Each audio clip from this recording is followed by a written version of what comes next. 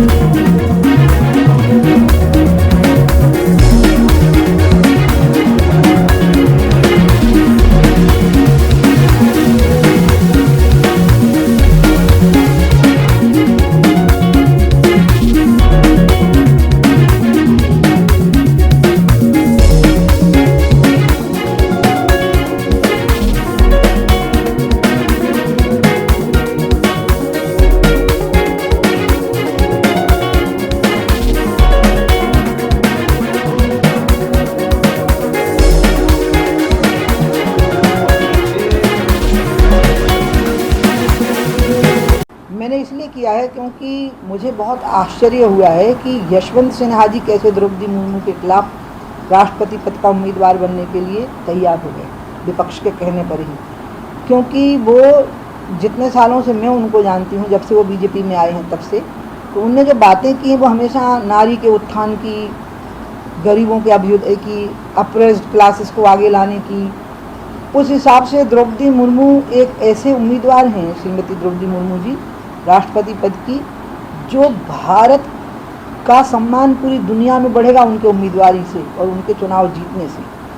क्योंकि वो भारत को रिप्रेजेंट कर रही हैं बिल्कुल ठीक से। भारत की जितने भी प्रकार के लोग हैं उनका सोच है, महिलाओं का, जो वंचित वर्ग हैं उनका, और पढ़े लिखे जो विदुषी स्त्रियां हैं उनका, उन सबका प्रतिनिधित्व कर रही हैं। पूरा पैकेज है वो, मात्र एक महिला ही नहीं है, वो महिला होने के नाते उनमें जो पैकेज है वो पूरे भारत की समस्याओं और समाधानों का पैकेज है उनमें। और ऐसा निर्णय किया है कि मैं कितना अभिनंदन करूं मोदी जी का। तो हम जब बैठते थे यशवंत सिन्हा जी के साथ में, तब वो जो बातें करते थे और वही खड़े हो गए द्रौपदी मुर्मू के खिलाफ, तो इसका मतलब वो जो बातें करते थे वो फर्जी थी, नकली थी, सिर्फ भाषण देने के लिए थी।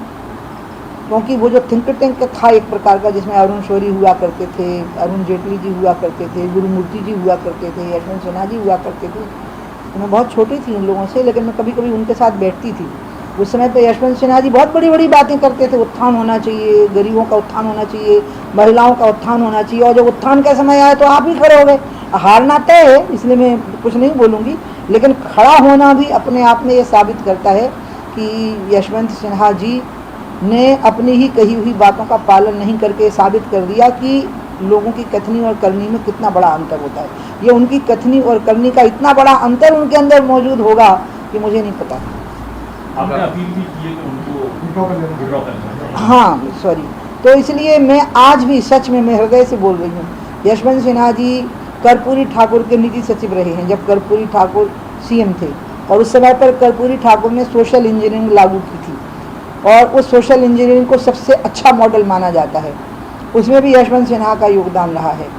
इसलिए आज यशवंत सिन्हा जी अगर द्रौपदी मुर्मू के पक्ष में हमारा जो एनडीए की राष्ट्रपति के उम्मीदवार हैं उनके पक्ष में अगर पीछे हट जाते हैं तो उससे इनका पूरी दुनिया में सम्मान बढ़ेगा। क्योंकि पराजय के बाद तो ये मुँह दिखाने लायक नहीं रहेंगे। सबका सम्मान, सबका विश्वास और सबकी श्रद्धा खो देंगे। और अगर उन्होंने वापस ले लिया तो भले ही ये किसी पद पे नहीं होंगे, लेकिन इनका सम्मान पद से भी बड़ा हो जाएगा। इसलिए मैं आप सबके माध्यम से यशवंत सिन्हा जी से अपील करूंगी, यशवंत सिन्हा जी, आपने थिंक टैंक की बैठक में जितनी बड़ी बड़ी बातें करी थी वो सारी बातें द्रौपदी मुर्मू के अंदर मौजूद हैं। तो वो बातें नकली थी क्या, झूठी थी क्या, वो सिर्फ बोलने के लिए थी। और अगर आज उन बातों का अनुपालन करना है तो आप तुरंत अपने आप को विड्रॉ करिए और साबित करिए कि आप उस समय पे जो बोलते थे वो मन से बोलते थे, आत्मा से बोलते थे। और नीचे जो वो सब्सक्राइब का बटन है ना, उसको हिट करो। महाराष्ट्र बागी हो गए हैं, चले गए हैं, उसको लेकर क्या जिस तरीके से देखते हैं, इस तरीके की जो राजनीति जो चल रही है महाराष्ट्र में, अब अगर सरकार के अल्पमत में जो महाराष्ट्र में सरकार बनी थी वो है अननेचुरल थी, वो बन नहीं सकती क्योंकि शिवसेना का और कांग्रेस का अलायंस हो नहीं सकता था। लेकिन वो हुआ, बीच में उनमें झगड़े भी हुए। तो ये जो एंड हुआ है ये तो काफ़ी देर हो गई है, ये तो सड़ा हुआ फल टूटा है। ये फल तो सड़ चुका था, क्योंकि ये बहुत ही गलत था, अनैतिक था, विचारहीन था। इसका एक ही विचार था कि हमें बीजेपी को आने से रोकना है, और उद्धव ठाकरे ने सारी विचारधारा छोड़ी, सब कुछ छोड़ा।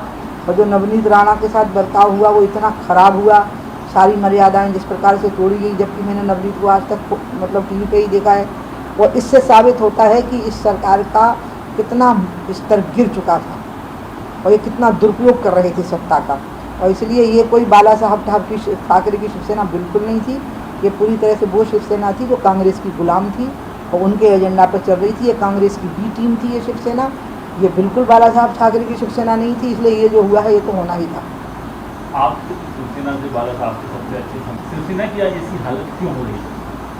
मेरे बाला साहब के अलावा उद्धव से भी रहे, आदित्य से भी रहे, और इसका कारण यह है कि उनके पीछे के जो लोग हैं वो चाहते थे कि वो किसी प्रकार से सत्ता में आवे। बहुत दिनों से वो सत्ता में थे नहीं, और उनके परिवार का व्यक्ति कभी मुख्यमंत्री बने। बाला साहब इस लोभ में नहीं पड़ते थे, वो सरकार बनती भी थी तो वो दूसरे को मुख्यमंत्री बनाते थे, वो तो खुद कभी नहीं बनते थे, बल्कि मुख्यमंत्री गलती करे तो उसको डांटते थे। अब इस नई पीढ़ी में ये एक पतन आ गया कि उनकी खुद सत्ता संभालने की इच्छा हो गई, और ऐसी इच्छा हो गई कि जैसी मिली वैसी ले ली, मतलब कांग्रेस की बी टीम बनने को तैयार हो गया। महाराष्ट्र की सेना पूरी शिवसेना की, जो वर्तमान की सरकार, उनको शिवसेना लिखना भी नहीं चाहिए, कांग्रेस सेना थी। ये भले ही दिखाते थे कि हमारा कांग्रेस से टकराव है, लेकिन ये पूरी तरह से कांग्रेस के एजेंडा पे चलते थे। और नीचे जो वो सब्सक्राइब का बटन है ना, उसको हिट करो। नहीं तो हमें तो राज्य को बचाने के लिए आगे आना ही पड़ेगा। जब कांग्रेस अपने आप गिरेगी, उनकी सरकार अपने आप गिरेगी, एनसीपी, शिवसेना और कांग्रेस की सरकार जब गिरेगी, तो हमारा काम है, हमारा दायित्व है, हमारी जिम्मेवारी बनती है कि हम राज्य की संवैधानिक मर्यादाओं की रक्षा करें, और हम राज्य को बार बार चुनाव की ओर न ढकेलें। क्योंकि पहले ये चलन रहा है कि सरकार डिसमिस कर दो, कि ऐसा कर दो, ऐसा कर दो, नहीं, ये नहीं होना चाहिए। और इसलिए बीजेपी का रोल बिल्कुल ठीक है, और हम पूरी कोशिश करेंगे कि महाराष्ट्र की जनता का हित हमारे लिए प्रमुख रहे, वो किसी संकट में न पड़े। बीजेपी सरकार बनाएगी? ये मैं कैसे अपनी तरफ से एडवाइस दे सकती हूँ कि वहाँ बीजेपी सरकार बनाए कि ना बनाए। मैं एक बात कह सकती हूँ कि महाराष्ट्र की जनता का हित हमारे लिए सर्वोपरि होना चाहिए। हमें बार बार चुनाव की ओर जाना, यानी भारी खर्चा करना, ये सब चीज़ों से बचना चाहिए। ये मैं कहूँगा, ये सरकार को तो जरूर गिराना चाहिए। ये महिला विरोधी है, ये गरीब विरोधी है, ये हिंदुत्व विरोधी है, और इसने बहुत सारे ऐसे कदम उठाए हैं जो राष्ट्रीय हित में नहीं थे। इसे तो मैं फिर अपील करूँगी ऐसे निवेदन करके कि भाई साहब, आपको तो हम अपनी विचारधारा की जो स्वतंत्रता की आप बात करते थे उसमें हम मसीहा लगते थे आप हमें, और आपको अचानक क्या हो गया है? आप द्रौपदी मुर्मू के खिलाफ खड़े होकर के आपने क्या साबित किया है? ये साबित किया है कि आप जो बातें कहते थे वो सब झूठी और नकली थी, आपके सारे आदर्श झूठे थे, वो दिखावा था। इसलिए मैं अपील करूंगी कि मैं अभी भी यकीन करती हूं कि आप सिंसियर हैं अपनी आइडियोलॉजी के लिए, तो आप तुरंत अपना नॉमिनेशन वापस लीजिए। इससे आपका बहुत सम्मान बढ़ेगा, आपकी बहुत जय जयकार होगी। आपको हारना है ही तो बाद में तो दुत्कार होगी। आइडियल इंडिया टीवी, हर खबर बेफिक्र। Subscribe now.